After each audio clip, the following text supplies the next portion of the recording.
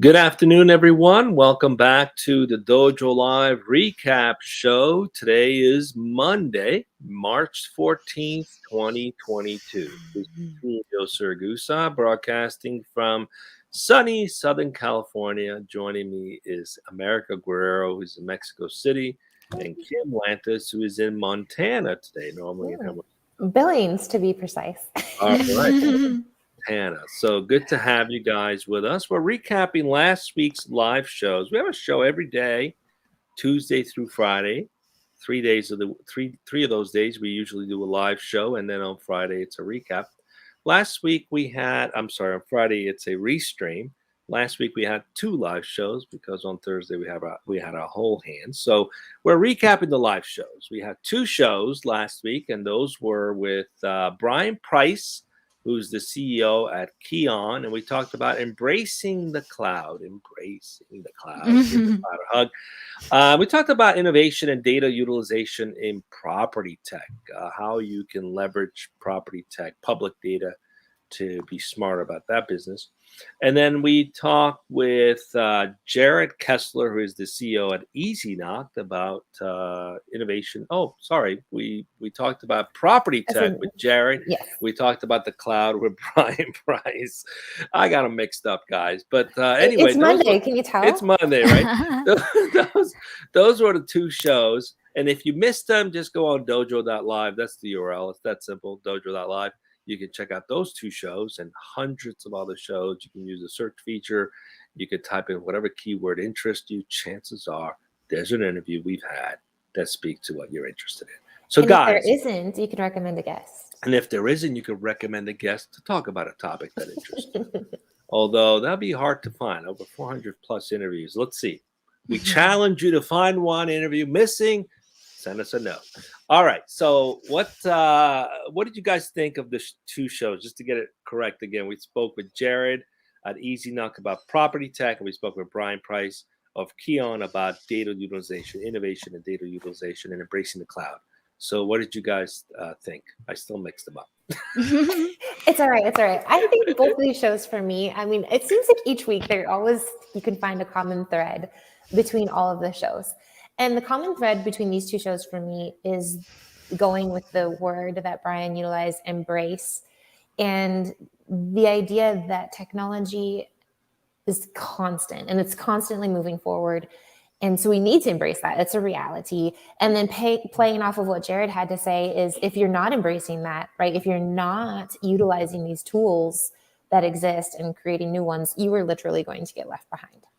And so I think that's kind of, for me, that common thread that we see in both. I mean, in the terms of Brian Price at Kion, the cloud exists, right? And the cloud is the way everything is moving. And like it or not, that's the reality that you're going to have to deal with. And I think with him, one of the biggest pieces of advice that I could relate to that came out of that show was making that an entire company-wide culture.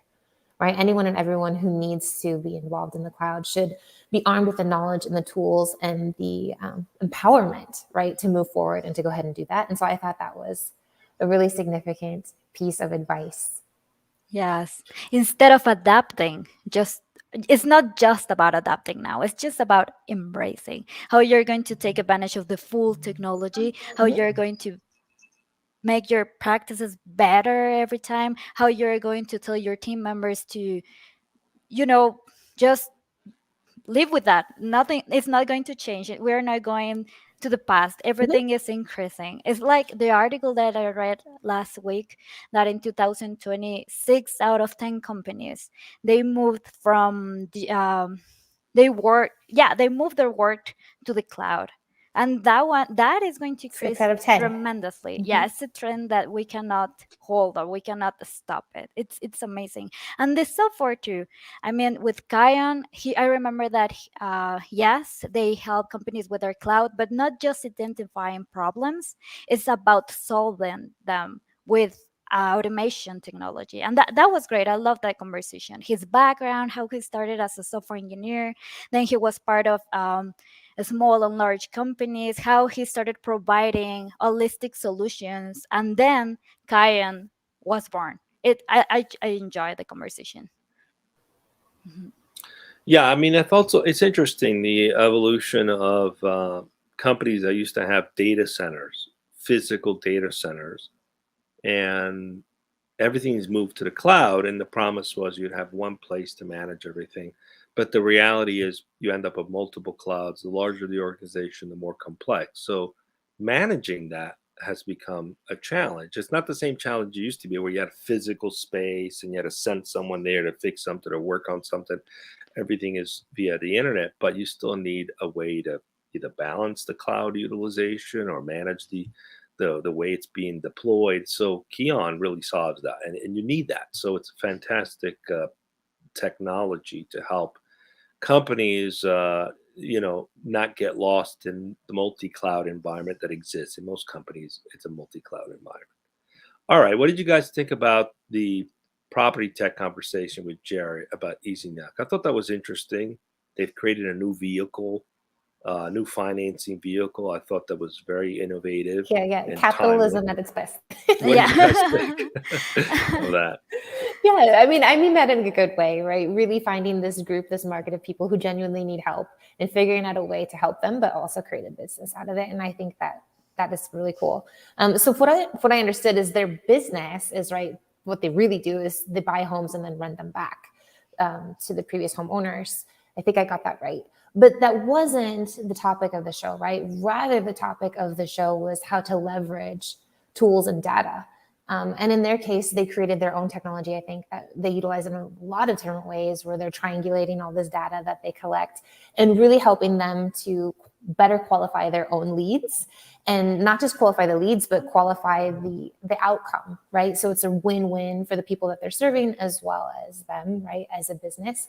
And I think that was really what he's talking about, and how if you're not able to build such things or utilize such information, you are going to get left behind. And I thought it was interesting because it's opening up another opportunity for them to utilize their own technology for